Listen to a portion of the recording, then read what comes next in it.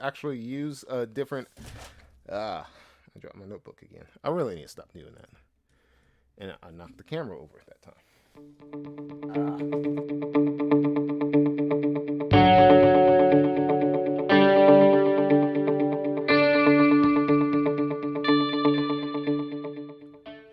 Hey guys, this is Josh with Next Step Cubing.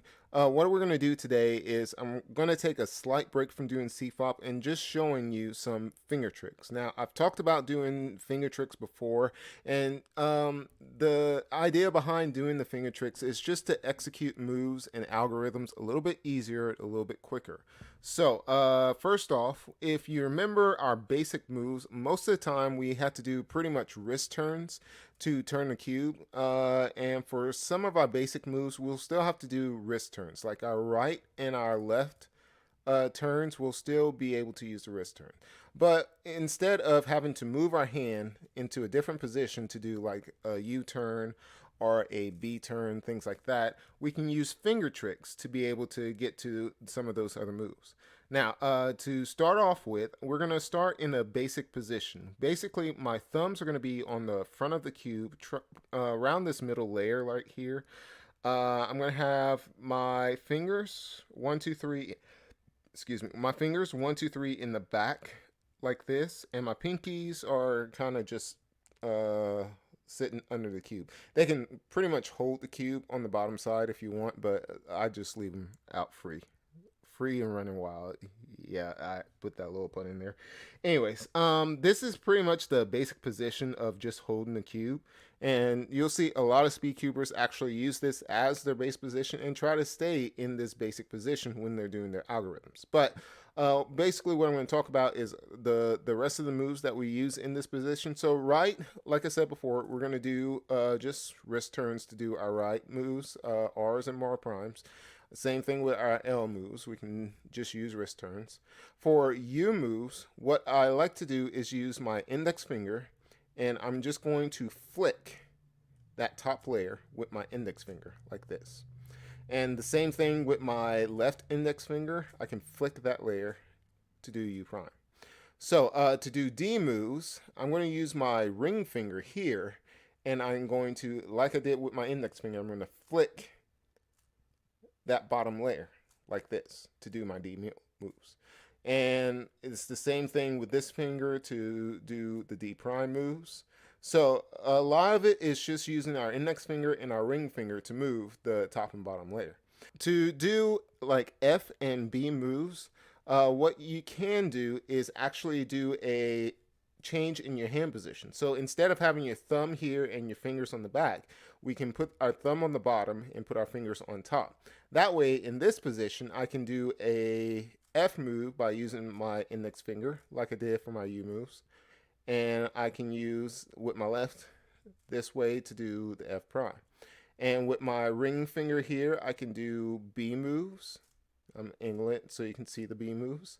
And this ring finger, I can do B prime moves, things like that. So it makes it easier just to do it in the right hand position, just being able to learn simple little tricks like that. When it comes to doing double moves, as in doing things like R2s or U2s or things like that, most of the time, we're going to have to use 2 fingers to execute the double move. Now, the only exception is, again, the right and the left. I can easily do double moves by just turning a little bit more on our moves. So instead of just doing 1 turn, I can do 2 turns for our R2 moves, which makes it easier for that. But mostly everything else, we're just going to do a double turn with our fingers. So what I like to do when I do double moves is I'm going to use my index finger and my middle finger, and I'm going to go like back to back. It's going to look like this. So it goes by pretty quick. And if I slow it down, you can see my fingers moving in succession. So U2 is basically index middle finger right after each other like that. So we treat double moves as just one move. So anytime you see like a U2 or an R2 or a thing like that, it's considered one move. Now, To do the bottom moves or the D moves, what I like to do is use my ring and my middle finger to execute D moves like this. And I'll turn it up just to be able to see it. Now, there are other speed cubers that actually utilize that pinky as well. I am not too strong with using my pinky, so that's the reason why I don't use the pinky. But you can use the ring and middle finger, or I use the ring and middle finger. Whichever two fingers you find comfortable for you, just use those. But that's basically ways to execute that D move down here. The way to do the F and B are going to be the same. All we have to do is just turn our hand into that position to do double F or F2, sorry, and B2 moves like that. Now we're going to look at some alternative moves. Now, the alternative moves are when we don't use the basic moves or the basic finger tricks to be able to turn the cube. So an alternative move can be something as simple as, instead of just doing a flick like this with my right index finger to do a U-turn, I can do something like a push with my left index finger to push and do a U-turn like that. And I use pushes, especially when I do zooms or the zoom moves, which is going to be R, U, R prime, and I'll push again for another U like that. And be able to do that just to finish the zoom. Another trick that I like to use are pullbacks. And pullbacks are basically is after you do like a regular flick, like if I do a regular flick with my U, and then I just hold my finger here as I do another move, I can move this position back like this. It's going to be something like doing R, U prime, R prime, D, and I flicked the D using my ring finger like this. And then I can leave my finger here because I'll do R, U, R prime, and then I'll pull back with my ring finger and do something like that. All right, and another trick that I like to use are thumb tricks. So sometimes instead of just using our regular index finger and having to do a hand position change just to get to that index finger, I can do a thumb trick, which basically keeps the cube in the position that I need it to stay in. So a lot of times I use thumb trick like this one to do a move set like this, R, U, R prime, F prime. And I use that a good bit in a lot of the moves that I do. Knowing some of these tricks and being able to kind of practice them in the algorithms that you have, it'll make executing the algorithms, executing move sets a little bit easier and go by a lot faster. I waited until this part of the video to actually talk about M slices because M slices are a little bit different and they're a little bit more complicated to execute. But basically, anytime we use an M slice, we're going to move this layer. Okay, so to do the M slices, I'm going to utilize basically my ring finger here.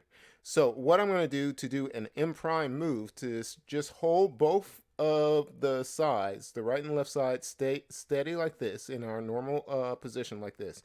And I'm going to use my ring finger, and I'm going to show you right here. I'm going to use my ring finger, and I'm going to push on that middle layer and just push that side up like this.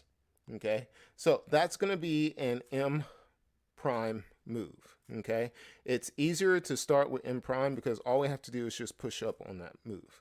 Now, if we want to do a regular M move, what I tend to do is I have my finger here and I'll just do a pull back, or I'll just pull. So I'll just pull my finger back just to do M moves like this.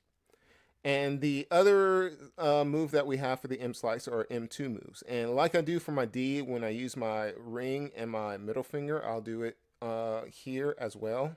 So just doing the double move right after each other, I'm just tapping like that middle layer and I'm pulling like right on the edge of it. Like, I know it's kind of hard to see, but I'm pulling right on the edge of that back layer just to be able to turn that cube. And like I said, if you hold this steady, it makes it a whole lot easier. Doing M slices, it will save you a lot of time, especially when we get to things like PLLs and some of the harder OLL algorithms. So Okay, now that we've gone through some of the finger tricks, some other things to kind of talk about. Number one, practice some alternative fingers or fingerings. For some algorithms, it'll be probably easier to do certain moves when you're doing different finger tricks. Okay, one example that I have is doing the soon algorithm. Now, starting from the basic position, we have to do R, U,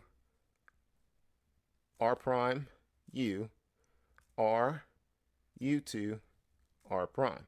Now, if you notice, I had to turn my right hand out of position, as in I had to regrip, regrip, regrip, just to be able to do some of the certain moves. Now, if I do things like finger tricks, for example, I can do something like this. I can start off on this grip, and I can do R, U, R prime, and push with my other index finger for another U, and then do R, U2, R prime.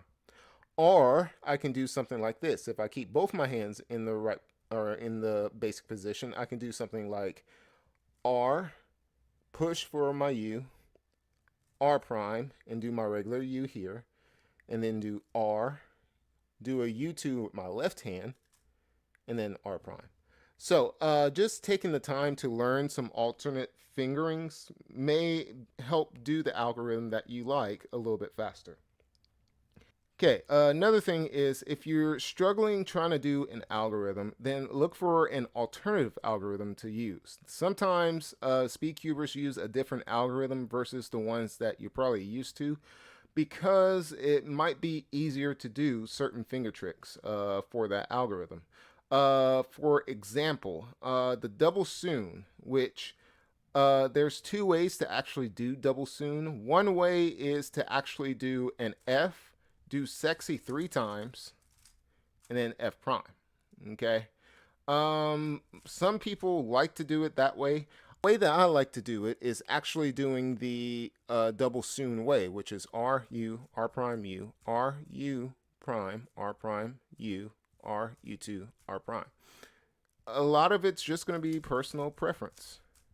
And some people are used to doing it their way, so I'm not going to knock doing it a different way just because somebody else is doing it that way.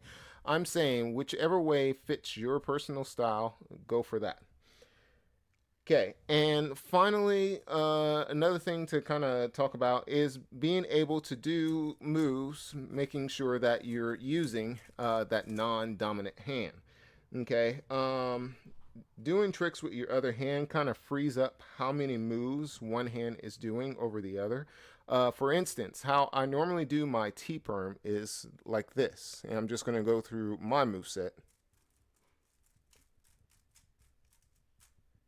Okay, so if you notice, I do a lot of work with my right hand. So this time I'm going to do the T-perm again, but I'm going to use a little bit more of my left hand to get involved with it. So I can do something like this.